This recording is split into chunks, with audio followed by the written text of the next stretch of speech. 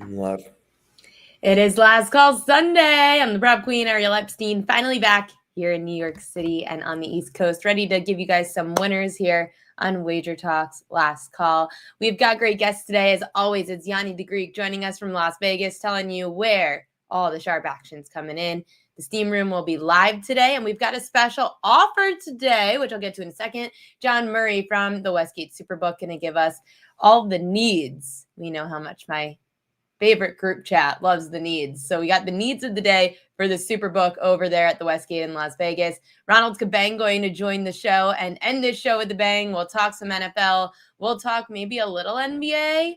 I know Kabang, that's where his bread and butter is. The deal that we have to get to today. So if you love what Yanni tells you and you love the Steam Room, you could get access to VR Steam Room for free today because we've got a deal, $2.99 a month for the insiders. So WagerTalk insiders, you go to wt.buzz/insiders is the webpage.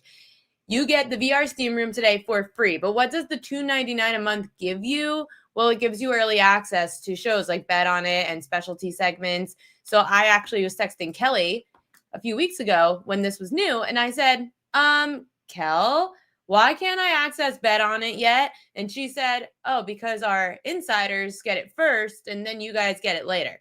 And I was like, damn, okay. So the insiders get Bet On It first. You get all that early action early just for $2.99 a month. So that would be very helpful. Again, wt.buzz/insiders. I watch Bet On It every week because I love being able to talk to Gianni the Greek, see how he feels on those Wednesdays when they record, and then how he feels on Sunday right before kickoff. We've got all the action that you need. I'll get props to you at the end of the show. But first, let's bring on Yanni the Greek, live from Las Vegas, VR, Vegas runner, whatever you'd like to call him. Yanni, I know that usually we have a little BS talk, but before we get to any BS talk, before we talk about anything later on today, it's halftime in this game in Spain. Has any action come in for halftime? No, nothing in the second half, but we're on Washington. Took Washington at +3. Also got Washington in a couple of those plus EV teasers as well. But yeah, we're on the Washington side. I'm not seeing anything except under. The under's getting hit in the second half. No surprise, low scoring first half.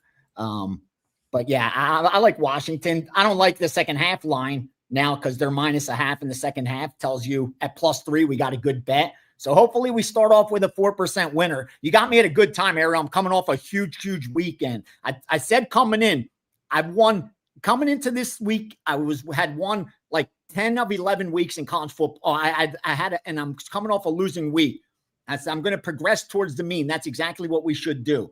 And we bounced back with a 14-6 week in college football with the weekday games and Saturday games. So 70% college football, 7-2 in MMA, hit our 5%, 5-0 and 4%, just a crushing couple days. And I love this NFL card. So yeah, it's Washington. You can't get 3, but I like Washington to get the cover. We're running hot right now. So yeah, it's a good time. You love the NFL card for week 11. Why? I just think this is that time where people have already drawn conclusions, just like in college football, and you're able to pick apart like so many of those narratives. Perfect example. I'm going to talk about them again. Everybody thinks I have something personal against Texas A&M, but that was a perfect example yesterday. And I'm not knocking Texas A&M. My argument was that they were not a top 3 team, and yet they've been in the top 5 for so long, and they barely just cracked my top 10. And that's why I thought there was a ton of value looking to fade them. I'm not saying they're going to lose, but what I'm saying is they're being overvalued by the betting market. Usually you'll place a good bet going against that. And it's like that in the NFL right now. You saw the look aheads get demolished on some of these games today simply because of what happened Sunday. Like one result of last week, and we saw so many of these lines go from pick 'em to now -3. We saw it with the Chargers. We saw it with San Francisco. We saw it with so many of those games that went from even as a 1-point dog, and now they're the favorite, all because of recency bias. So I just think when that's the case and you're seeing line movements like that in the NFL, there's money to be made because usually they have so much confidence in their NFL lines. They're tight. There's not value either way, team A or team B, when laying 11 to win 10. But it's funny though, because you talk about these teams that might be overvalued by the book. You're wearing a 49ers hat today. You've been wearing a Phillies hat for a few weeks, but now you switch to 49ers. That's a team that every week I am waiting to take advantage because I feel the books overvalued them. Until this week, that line against Arizona seems very fishy because it's so short, facing a struggling Cardinals team, and the Niners have all these injuries, but yet they keep finding ways to win. Here's my problem. I placed a bad bet. I'm on Arizona. I took Arizona +3, and I even had to lay a little bit of VIG to get +3. So now I'm hoping to be the product of good luck because we didn't place a great bet. That's the bottom line. If you get +3.5 today and I have a +3 ticket in my pocket, then I did wrong by my subscribers. Fortunately, we get out ahead of the market more times than not. But when you try to do that, you will be wrong on occasion. And in this case, like now, I don't like that position because of that significant line move. And yesterday, the bet on it result, my only loss was Michigan State. And when we did the show, that was the only dog I had actually a premium up until that time. But I had bet it earlier in the week. And by the time we went to bet on it, it went through the key number of 7 to 7.5. And I had taken them at 7, and I tried to stress, I no longer have that same amount of confidence, but since they're the only dog, I'm going to have to use them. They ended up losing. I'm not telling you Arizona's going to lose, but what I'm saying is at +3, I didn't place a great bet. But I just think this San Francisco team, I think they're a little bit overvalued. I think the Purdy situation is adding a premium that I don't think's warranted. I like how this Arizona team just doesn't lose by margin, even when they do lose. You know what I mean? They don't get blown out, which shows me effort. Now I get it. This line isn't like 6 or 7 points, so they don't, San Francisco don't have to blow them out to cover. But I do like how well they play when they are dogs. And more importantly, they haven't played well at all at home. And I think that's going to change. Like historically, they play better at home than they do on the road. That hasn't been the case so far this year. So I think all those little factors are giving us more points than we should be getting in with Arizona. But I don't like this 3.5 right now. I'm just keeping it real. I know that you have the steam room coming up, so give us a little bit of insights into some of the steam that we've seen throughout the week, and then I'll ask you my individual questions and the group chat's questions. Yes. For selfish reasons. That's what I'm here for. Tell me what you need, Ariel. That's okay, so I have some big questions of some of the big games. Starting with, I know on Bet On It, a big talking point was that Broncos-Chiefs game. Huge game for the Broncos, a chance to essentially take the Chiefs out of division contention, giving the Broncos a much better shot at this division going head-to-head with those Chargers. I know, VR, you and I are on the Chargers with a lot of futures, but what about those Broncos today and the line moving in favor of the Chiefs? Yeah, and they're starting to pile up on the Kansas City side, at least early on. And you can't forget, the look ahead on this game was 2.5, okay? They brought it out at 2.5. That got hit immediately, went to 2 -120, went to 3 -120. 3.5, 4, 4.5. So the Kansas City money continues coming in. You can't bet Kansas City right now. That boat's gone. It's long gone. And unless you have the ability to move markets and bring it back, let that go. You're not placing a great bet. That's what I try to stress more than anything else.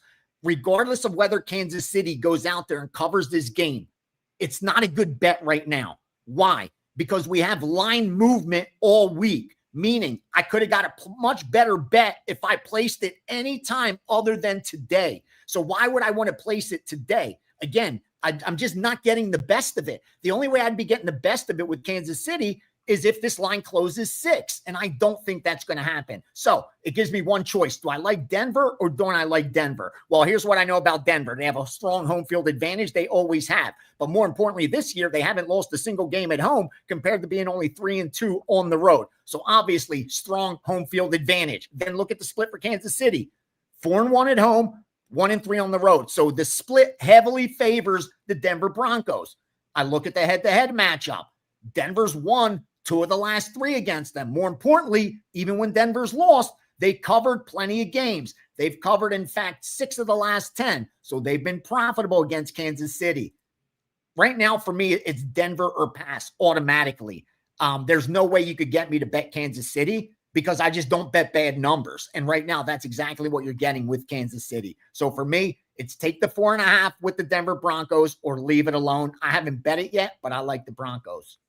Mitchell Brothers 3 asked my next question. Thoughts on that Lions-Eagles game? It hasn't moved either. It's been 2.5. I know Kelly and I spoke about, tease the Lions. It's plus 2.5. Great teaser leg. How about a side? Yeah, and disclaimer, I've done really well at these primetime games. I think something like 14-2, 13-3. Wait, it's so funny. Kelly and I were talking about this. People think, we're two girls in Aruba that we're just beaching. No, we wake up and we're talking football.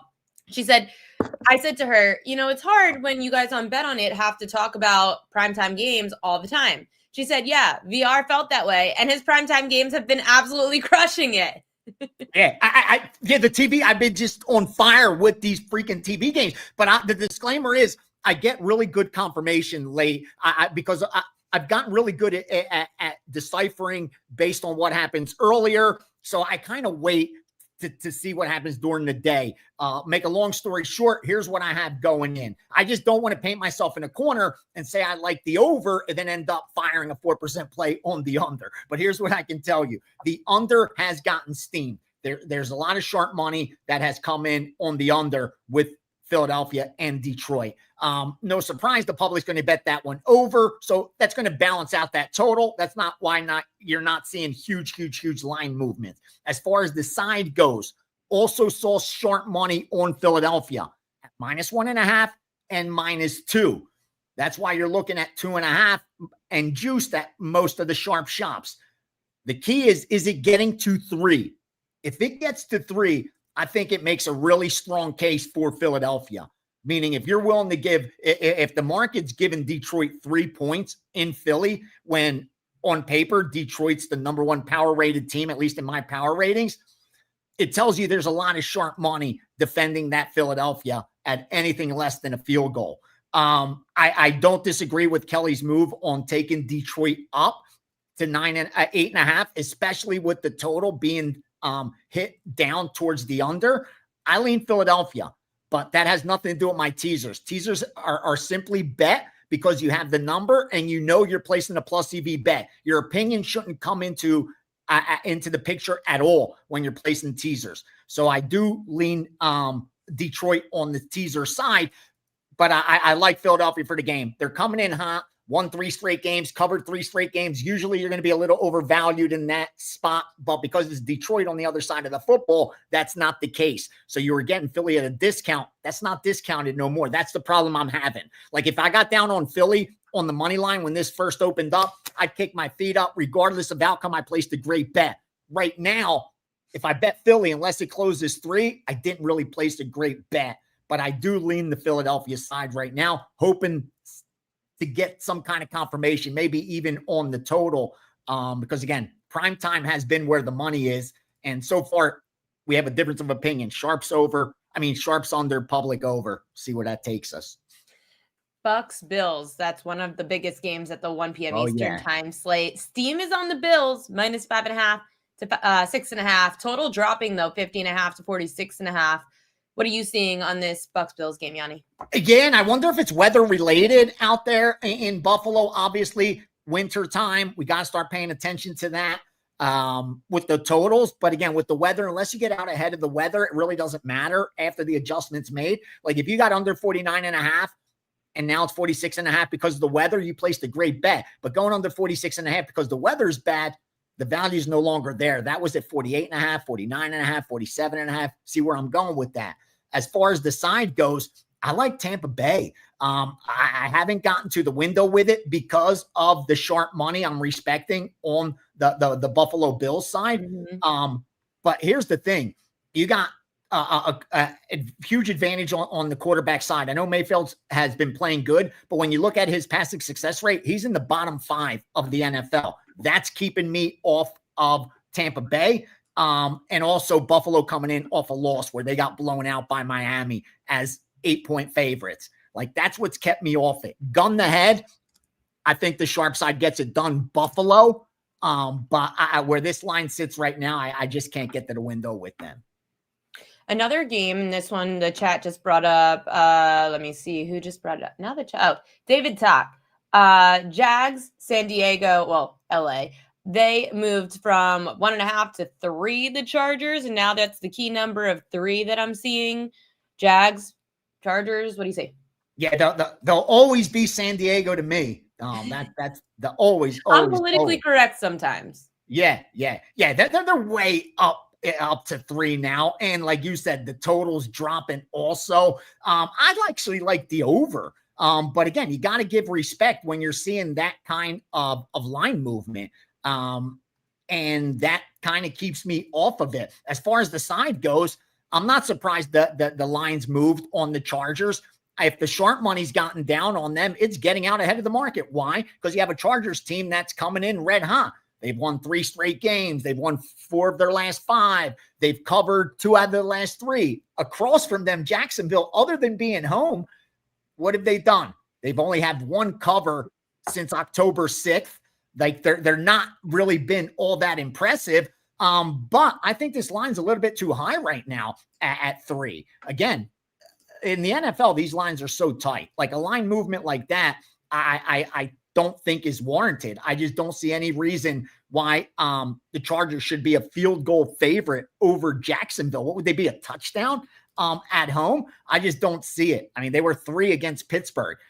They were 3 against Minnesota, 2.5 against Indiana at home. I just don't see it.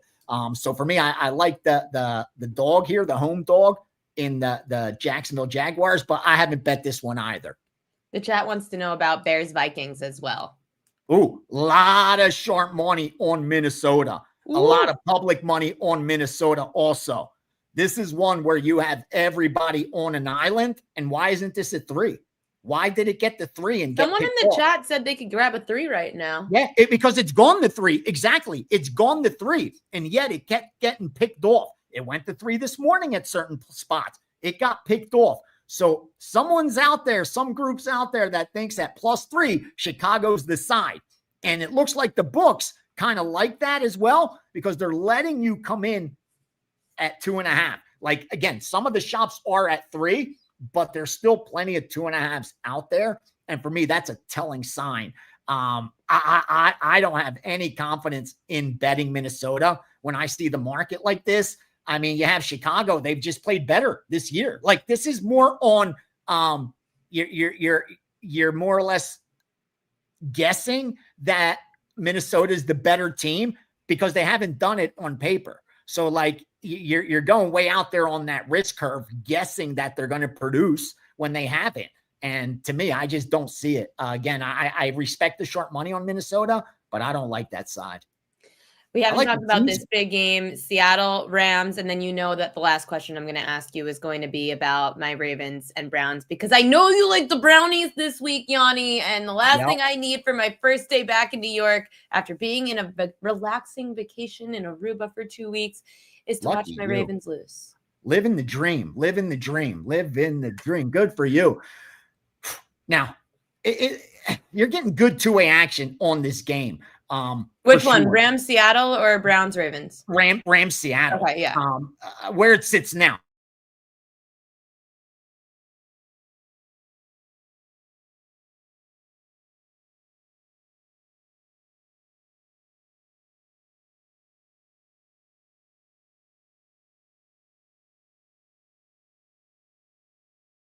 These games, the only way I could look to play this game, Ariel, is look to the under. Look to the under, because this total's jacked up because of what they've done recently. Like you have Seattle, the Rams coming in, scoring 34 more points in 3 straight games. Seattle, 27 or more, 3 straight games.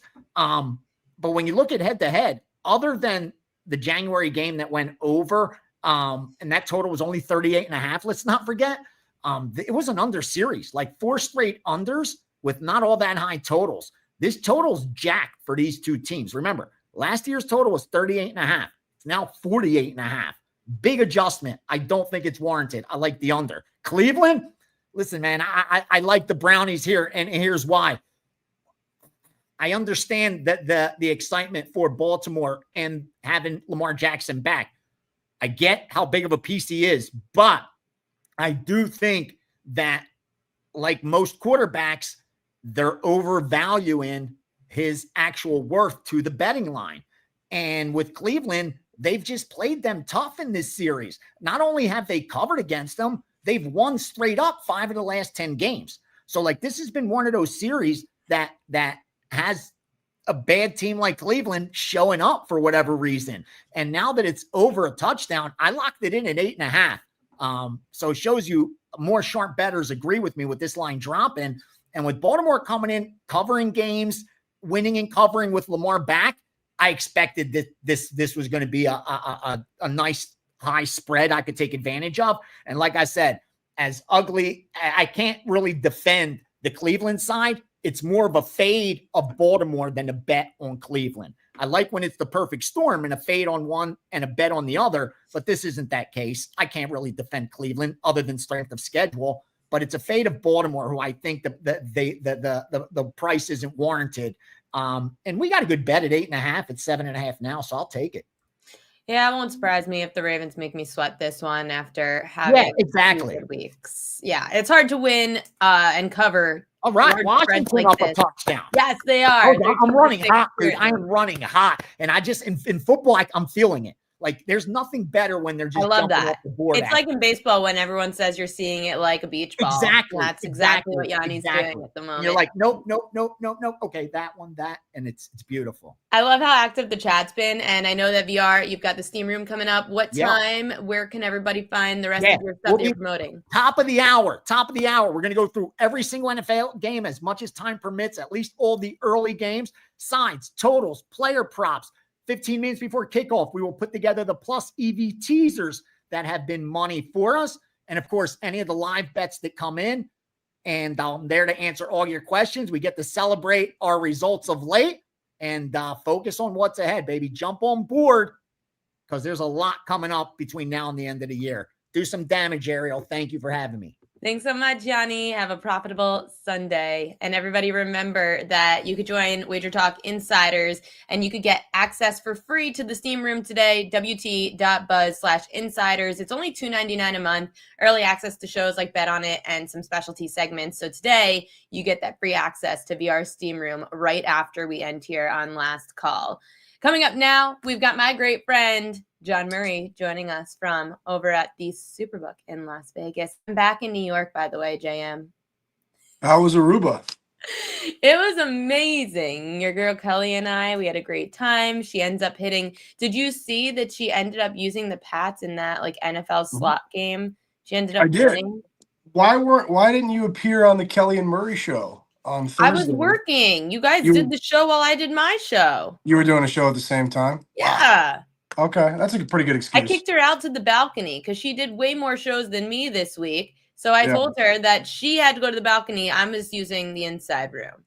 Well, one thing that I noticed was because she was on the balcony, there was so much noise out there. So she was on mute the whole time. So it was basically just me talking into the camera while she did nothing. So it's kind of like the opposite of our normal show where she never shuts up, and I just sit there. But it was it was a different style episode for us. It was mostly me talking. I don't know if that's probably not what the audience wants. She was on vacation. Yeah. She was in Zen mode. Right. I think she was just kind of ready to go get some more margaritas. But now we're sober for a while until her birthday. Okay. That's in like 10 days, 9 days. Wow. I'm just kidding. I'll be sober till Friday. But that's a long stretch after being on a beach for 2 weeks and taking advantage of every happy hour like a degenerate.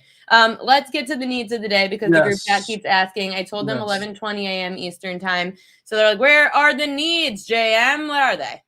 In the morning, definitely looks like Jacksonville is our biggest need. They're at home against the Chargers. We'll need Jacksonville pretty big, actually. We'll need Carolina on the road against Atlanta. We took a lot of money on Buffalo. So we've seen Buffalo go from a 5.5-point favorite to a 6-point favorite. We need the Buccaneers pretty big as well. That one surprised me a little. I thought that game would be a little more even, but it's not. We need the Bucks, the Buccaneers. We need the Giants.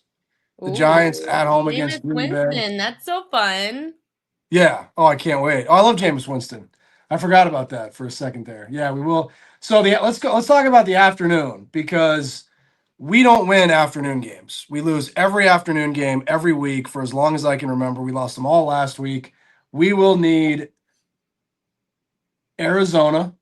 Oh, They're at boy. home against San Francisco. We'll need Denver at home against Kansas City. We don't really have much of a need in the Seattle game. I mean, we need Seattle for a little bit, but nothing significant. And we need Cleveland. Cleveland against Baltimore. Oh, Your great. Ravens. No, that's good. We lose every afternoon game. Look at the afternoon last week. There were 3 games. I know we were really pissed at your needs Yeah. last week, to be honest. We usually, like, one thing I've noticed this season and the second half of last season, we seem to always do well in the morning. We seem to always have a nice cushion after the 10 a.m. games. Then we just lose every afternoon game, and then we try to regroup on Sunday night football. Really good Sunday night game Yeah. this week. Lions, Good football. Eagles in Philly. We actually need Philly right now for a little. Not a big decision, but we do have a little bit more money on Detroit. You At think that will plus- change as we get closer to kickoff, or you think it'll stay pretty much Philly that you need? I don't think it's going to be a big need. Period. I think it's going to be similar to the Seattle game in the afternoon, where Okay. people are Little betting need. both sides. I don't see it being a game that really dictates our bottom line today. I think they're it's just like the Seattle game. 2 very, very good teams, 2 teams that people are happy to support. Money on both sides of the game. Okay, so pretty much once we stop at the Giants, so Jaguars, Panthers, Bucks, Giants, needs of the day that you're confident in, and then we get to the late afternoon of Arizona, Denver, Seattle, Cleveland, and you're like, we lose the afternoon, but hey, We'll maybe lose this is we'll different. lose all of those games. We'll lose them all. We always do. It's the afternoon. Okay, Here's my only goal for the afternoon. One of the games be competitive. Just have one of the games be close enough that we can show it on sound here at the lovely Superbook. Last Sunday, there wasn't even really anything to show. Like, what did you guys do on Sunday afternoon at the bar? It was just 3 blowout games. we actually quit after the 1:00 Eastern time game. So once the Ravens beat the Vikings, we left the bar and we went back to the beach. What did you think of Kelly? Kelly's a dear friend of yours. She bet the Vikings, and she's sitting there in Aruba rooting I was against you. pissed. That's some BS, It man. was so rude. Who does Yeah. that? I invited her 2 years ago on this trip. She Yeah. planned this out. She waited for that schedule to come out and said, I'm just going to piss Ariel off and bet against the Ravens. That is not cool. And That then is VR not cool. came on today, and now he's on the Brownies.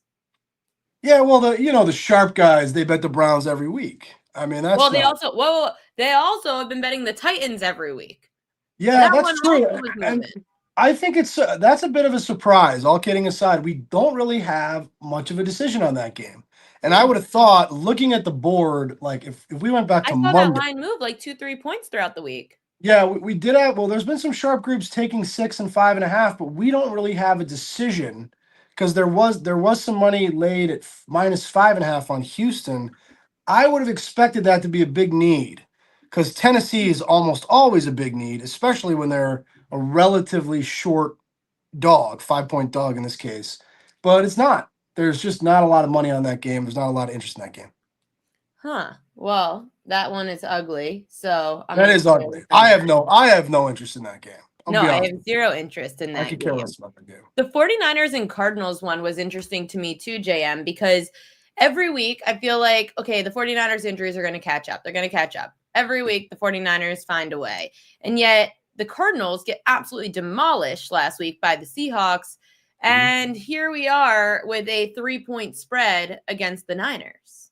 Feel Well, short. we did move it up to 3.5 very recently, and I think you're seeing some money on the Niners. Brock Purdy's back for San Francisco. I've heard different people say different things. If that hurts them, that helps them. I think it probably helps them. But 49ers are a very public side. I can tell you guys that they are probably the most lopsided. They are the most lopsided ticket count of the day here at the Westgate. Everybody's on the 49ers. We'll need Arizona. Oof. Okay. So you guys need Arizona. I kind of like them, but they screwed me last week. So I'm probably going to stay away from them. Let me think if there's anything. You really hold a grudge, don't you? Yeah. I mean, it's not a great quality of mine, but I I try not to be so pessimistic, and people tell me this all the time. I'm very pessimistic, but I feel like the NFL makes you a pessimist. NFL's tough. The NFL is very tough to. All kidding aside, it's very difficult to sit there and pick winners against the point spread in the NFL. It's not an easy. It's not an easy task. That's why. No. That's why, like, when your friend Kelly gets all bent out of shape on Sundays, I'm like, "What do you want? This is hard. This is not easy to do this." Well, she's everything. Everyone's a winner when you're with Kelly in Vegas. That was why the blackjack table. She got mad at me because at the blackjack table when she was winning, I kept cursing her out because everyone else at the table is losing except her, and she's saying the table's hot. I said, no. It's just you. It's just you. Yeah. NBA and college basketball are better, is what Daniel said. Purdy, Mad Shanahan. Whoa, this chat's like, okay, I'm getting all over the place. I know props aren't a huge thing out there for you guys, but are there any props that you feel are very public? Let me look at the prop board. Hold, please, Ariel. Yeah, I mean, we'll always do a lot of action on the Sunday night game, especially this week when you've got two really good teams. Let me scroll down to that game, see if I can get you something juicy. Man, hold on. There's a lot of props. Oh, hell yeah. There's a lot to scroll through. I can't wait for you to tell me about I'm any of the props. I'm scrolling right now, and I'm still on the 10 a.m. games. I've made very little progress here.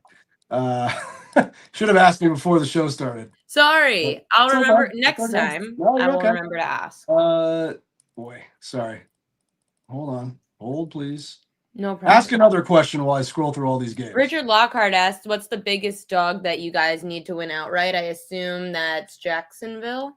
I think it's Jacksonville or Cleveland. I mean, I think because remember, I always look at it like I know what we're going to need in the later in the day. So once we get through all the 10 a.m. games, we'll have all the parlays going into the afternoon to Kansas City and Baltimore on the money line. So if one of those two teams could lose, which they won't because we lose every afternoon game, we would do very, very well if one of those two teams could lose a game. No, there's really not a whole lot. They bet under the largest lead in the Eagles game. There's not a ton of good stuff on the Sunday night game, to be honest. How about needs for totals? Totals, let's see. We need the under, and so it's funny, they love to bet over on all the big primetime games. I think you know that. It looks like we'll need the under tonight in Philadelphia, Detroit. We need the under in the 49er game. There's a lot of money on over San Francisco, Arizona game. And you know what game we'll actually need the under in? It's not today, it's tomorrow, but they'll all bet over in the Dallas game. That's a good point. Dallas and the Raiders. I'm going to that game. Can you believe you that? Are? You're subjecting yourself to that? I'm going to a National Football League game. I'll be at the game tomorrow night. Why are you subjecting yourself to that? That sounds horrible. Part of the job. It's part of the job. It's a job. Oh, you're going for work purposes, or is that just the excuse? No. It's a work-related task. It's part of the job. That's fine. We'll need the under, I think. I know we will. We'll need the under tomorrow night. And that game will be, you'll be surprised how heavily bet that game will be out here. Because the Raiders, and then, Dallas obviously has a huge fan base too. So two big brands. That'll be one of our best Monday night games of the year for action. John Murray, you're the best. Thanks as always for hopping on the show with us here on WagerTalk's Last Call. Have fun today and have fun tomorrow night at Monday Night Football. I'm sure it'll be a real doozy of a game. Oh, I'm sure. Two great quarterbacks. I can't wait for it. Should be a real good one. Yeah, great defenses as well. That's perfect for you, JM. Have a good one. Have a fun day and enjoy the Superbook. See you. Last but certainly not least, we are going to be joined now by WagerTalk's own Ronald Kabang. Hi, Kabang. Happy Sunday. Happy Sunday. Welcome back from your trip. Seems like you guys had a lot of fun. We did. Too much fun. And I went food shopping this morning so that I could clear my system of all of the crappy food and booze that I was consuming throughout the week. But that's what football's for, right? To make us, kind of tempt us to have to find an outlet. I'm like, no alcohol today. Kabang, you're wearing a Seahawks hat. Is that an indicator of something for today? Yeah, I am. I'm actually from Seattle, so I'm a big Seahawks fan. But I don't typically bet their games unless I have a good solid read on it. And this is one of the games that I have placed a bet on the Seahawks. Obviously, both of these teams coming in hot, right? 4-game winning streak. I think both teams coming off really dominant wins in a row too. So I know a lot of people are going to run to Stafford and his dominant MVP looking a season so far, 25 touchdowns, 2 interceptions. But I think the Rams haven't faced really a team that has been this balanced offensively and defensively as the Seahawks yet. And the Seahawks, they travel well too on the season, 4-0 ATS on the road. They've kept all 4 opponents on the road under their team total. I know both teams have been elite against the run, but I think if there is any weakness on this Rams defense, it is against the pass and against the Seahawks, who have JSN and Darnold. They actually have one of the highest explosive rates in the league. So that might be the separator here. I think, obviously divisional games are going to be pretty tight, especially between these two types of two teams looking for that number 1 spot. So I think it's those explosive type plays that set them apart. For me, like I said, I love playing dogs who I feel like have a solid chance to win games outright. And this is one of those types of situations. So I did take the Seahawks +3. Another game that we haven't touched on too much yet because it's such a large spread. It's this Packers-Giants game. Packers, it's gone between 7, 7.5. Total drop 44.5, 42.5. A lot of changes to the Giants. Quarterback Jameis Winston now under center. No head coach. Brian Dabble got fired this week. How are you going to approach this game? Yeah, I didn't like how he said that they win morning games and they need the Giants, but I got to look towards the Packers here. You talked about a lot of the changes that they're going through right now. The Giants are going through right now. Obviously, the coaching change. You got Winston coming in, and their offensive line has been dealing with a bunch of injuries. And if you look at the Packers, they are in obviously a short week, but I think this is a strong bounce back spot. They just played Philly 10-7. Offensively, their numbers are pretty strong still throughout the season, but their defense only giving up 19.6 per game, top 10 EPA and success rate as well. So a lot of things kind of, just from a surface level point towards the Packers. But, I think the Green Bay offense versus this Giants defense is where I expect that separation to happen. The Packers, like I said, their numbers still look solid, obviously coming off a terrible offensive game. So that bounce back situation, they're still live in the playoff race. New York giving up almost 400 yards per game, a red zone touchdown rate over 70%. So this team, if Green Bay can get to the red zone, they should be able to score pretty efficiently. So for me, I got to look towards, a more consistent offense. Obviously, the bounce back situation does play a role in this one. So I look towards the Packers here, and I do look at long-term trends as well. And this one goes back to, I think, 2013, but non-divisional road favorites of 3 or more coming off a home loss as a favorite. So basically a bounce back spot, 44, 18, and 6 ATS since 2013. So this fits the Green Bay Packers. And so I did take the -7 here. Speaking of divisional favorites, you've got the Pittsburgh Steelers laying 5.5 against the Cincinnati Bengals. Bengals and Joe Flacco just upset this Aaron Rodgers and Steelers team a few weeks ago. What's the play for game 2 of a divisional matchup with Aaron Rodgers at home? Yeah, I was looking at the over in this one. Obviously 49. 49 last night. It has come down. I didn't take this. This is not a client play or anything like that. Just first glance though, it just seems like this should be an overtime game. Obviously Cincinnati 3-6. They've been living in track meets, right? Like they've lost 2 games where they've scored 30 plus themselves. So this is a situation where Pittsburgh, I know they've been struggling offensively from a yardage perspective, but they actually score pretty efficiently. I feel like they could take advantage of this Bengals, defense. The Steelers secondary also is banged up, so I think that's the reason why this can go over as well. Cincinnati should be able to score their team total over probably. If you look at the Bengals giving up 24 points per game with a top 10 red zone touchdown rates, our bottom 10 touchdown rate. I think this is just one of those games where both teams are going to score pretty efficiently in the red zone as long as they could get there. I know the Steelers are coming off a game where they just scored 10 points, but this is a terrible Bengals defense. That's why they're 7-2 to the over. Opponents are 7-2 to their team total over as well. So that was actually another way to look at this game instead of the full game over. Steelers team total over, but I think that the Bengals can do their part as well. J Dog asked in the chat, Ronald, thoughts on Atlanta, Carolina today? Atlanta, Carolina, that wasn't really too high up on my radar, but just looking at quick stuff, Panthers on in a bounce back spot here. Falcons got some in-season revenge, but they are coming off an OT game, and they're looking ahead to a divisional rival. So this is one of those type of games where when there's signals on both sides, I kind of just throw them off the list. It gives me more time to focus on games where I do have an edge. And this one is not, but my model does lean towards the Panthers slightly, but not enough to really put too much into it. And lastly, Monday Night Football. So Monday Night Football, we haven't talked too much about, aside for John Murray saying that the Superbook probably is going to need the under. It's a high total of 50.5. Mm-hmm. Cowboys, Raiders.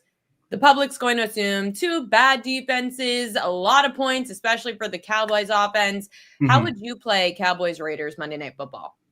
I was actually going to look towards the Cowboys here. I know, obviously, they're 3-5-1 right on the season, so it doesn't look great, but their offense has been consistent and efficient, right? They're 29 points per game, top 10 in total yardage and efficiency. Their defense obviously has been the problem, 30.8 points per game given up.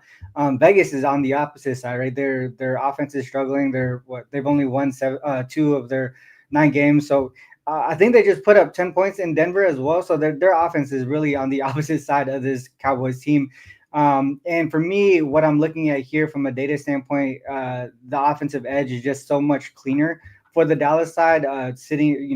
They're at towards the top in EPA per play, efficient through the air, efficient on early downs, and they stay ahead of the stick. So if you look at Vegas's defense, they've shown to be pretty solid as far as yards per play numbers, but they do fall apart on third down, which is where Dallas thrives. And for me, where Dallas being 6th in third down conversion rate, if you look at the Raiders offense, their third down conversion rate is towards the bottom of the league.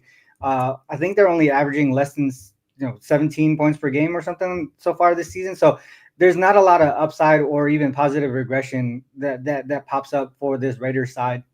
And from the same trend that I mentioned earlier with the Packers actually fit with this Cowboys team, that 44-18-6 ATS trend, non-divisional road favorites in a bounce-back situation. That fits with Dallas. A lot of things also for the Dallas defense. They picked up some guys in the trade deadline. They also have some guys coming back healthier. So maybe this defense, as long as they get even just slightly better, especially on third down, defense, this is a situation where the Dallas Cowboys can separate themselves pretty easily. Kabang, I know that it's an NFL slate. It's week 11. People are always high on the NFL. However, people in the chat were saying earlier, we haven't gotten other sports today. And Kabang, I know that the NBA is still your bread and butter. Anything through this 8-game NBA slate tonight? Yeah, I do have one play up for clients, but the other one that I haven't really finished capping. I was actually capping the game earlier during the show, but Mavs Blazers over 234.5. I know it's tough to look at an over with the Mavs team just because of how bad their offenses look.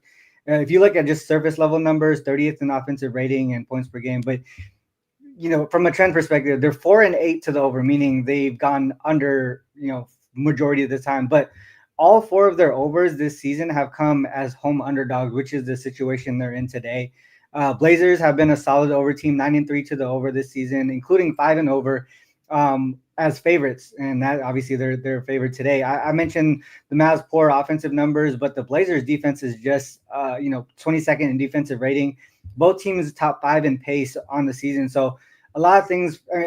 For me, I think opportunity is the best thing in NBA. So if there's opportunities to score, you got to look towards the over. I think the efficiency numbers on the offensive side of the ball for the Mavs will get better.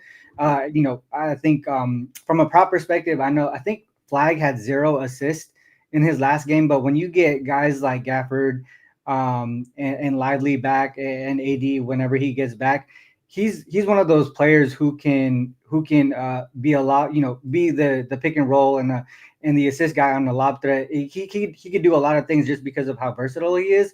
So this is one of those situations where I think from a prop perspective, you bounce back, you get up and over his 3.5 assists today too. Ronald Kabang, catch him over at UCapper Sports. What are you promoting today? I think NBA, NFL, and I think there's a all access pass right now that is buy 2 months to get the third one for free. October was great. We went up and over 60 units. Early November, we were hitting everything. The last 3 or 4 days though, it has been the opposite. So it's been coming down a little bit. You can't hit 60% on 4 sports, for that long of a period. So I did hit a wall the last 3 or 4 days, but we'll bounce back. NBA is where, like you said, my bread and butter is, and where everyone has kind of known me for. But top 3 in profit in NHL, NBA, NFL, Premier League. So a lot of things going really well for me right now. So that's the deal that's going on. Buy 2 months, get the third one for free. And I guess we've got this last question from Andrew. He said, "Are you a believer in the Pistons?" Man, this Pistons team has been very surprising. I not gonna lie, I went against them the last 2 games where both Cade and Duran has been, sat out. I just didn't think these role players would step up in the way that they have. So their coach has them believing in their process and their team, that he's pulling the best out of all his players. And when you have a coach like that, that's definitely a threat. So I do believe in this Detroit team. Ronald Kabang, thanks as always for coming on here on Last Call on a Sunday. Good luck to those bets tonight. Thanks, you too. I've got some props that I like, and just so anyone knows, Miami Dolphins just ran in a touchdown. So it was Gordon ran it in. So it is now 13-12 pending the extra point by Miami out there in Madrid. So definitely keep an eye on that game as we're in the 4th quarter. I call them the Prop Queen Edges on the Prop Queen Pod, which you can check out 5 to 6 p.m. Monday through Friday Eastern Time. Give out all the best props of the day, and I always bring on other cappers who specialize in the props market. The 1 p.m. slate, I've got a few props that stood out to me. Bears quarterback Caleb Williams under 32.5 pass attempts. He went over this with 35 in his last start in September against the Vikings. The same result usually doesn't happen twice. So Williams has gone under 32.5 pass attempts in 3 of 4 divisional road games since the start of last year. The Vikings have allowed the 5th least pass attempts per game to quarterbacks. 4 of the last 5 quarterbacks to face the Vikings in Minnesota went under their pass attempts prop. So under pass attempts for Caleb Williams. Michael Penix Jr. under his rushing yards. So again, a divisional game 2 of the season. He went over this with 9 in the first game against the Panthers. However, the number is 6.5. The Panthers have allowed the 2nd least rushing yards per game to quarterbacks. 70% of quarterbacks went under their rushing yards prop against the Panthers. Penix Jr. did go over with 9 rushing yards again in game 1, so I'm going to fade it, go under in game 2. My favorite play of the 1 o'clock slate is Trevor Lawrence, the Jags quarterback, under 19.5 completions at even money. You could also look at the 210.5 passing yards for an under at -112.